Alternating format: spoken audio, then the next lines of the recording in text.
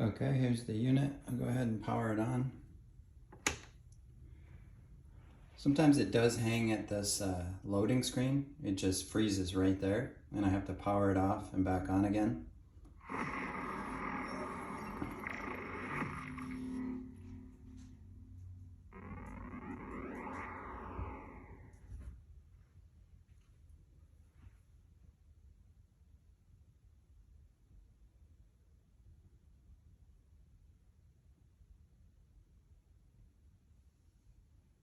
But the more pressing issue is the trackball works fine.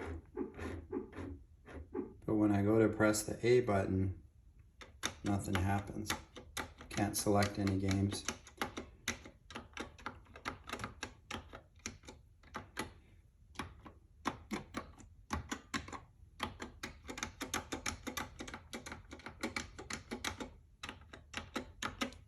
Thanks for your help.